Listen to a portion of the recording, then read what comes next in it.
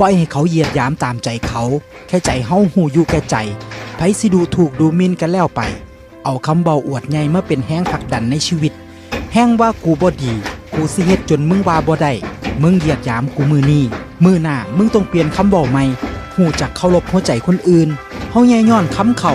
บ่ได้แย่ย้อนคำคนอย่าไปสนอย่าเก็บมาทิ่มเป็นปมในใจคนสิมักเฮาหรือบ่มักเฮามันบ่ได้ขึ้นอยู่กับว่าเฮาเฮ็ดดีปานใดหรือบ่ดีปานใดแต่มันขึ้นอยู่กับว่าเฮาเฮ็ดถูกใจเขาบ่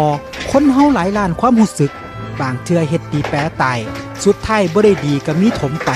เฮ็ดซัวได้ดีก็มีบักหลายว่าแต่เฮาสิเฮ็ดซัวเฮ็ดหยังในเมื่อความซัวบ่ได้เฮ็ดให้ชีวิตเฮาอยู่รอดปลอดภัย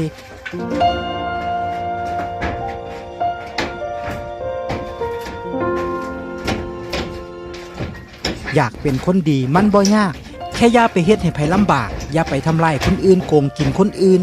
บ่ใส่บาตรบ่เข้าวัดบ่ฟังเทศน์บ่ได้หมายความว่าเฮาเฮ็ดบาปคนเฮามีเส้นทางเฮ็ดความดีแตกต่างทางความคิดความเชื่อบ่ต้องไปคิดฮอดการเฮ็ดบุญสุนทานถามเจ้าของดีๆมื้อนี้ยังเฮ็ดให้คนอื่นเดือดร้อนบ่ถ้ายังเฮ็ดอยู่ให้เปลี่ยนเส้นทางอื่นหาเส้นทางใหม่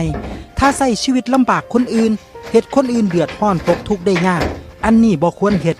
บาปบุญเป็นตัวแบบใดเฮาบ่ฮู้แต่ความจริงชีวิตมันคือความจริง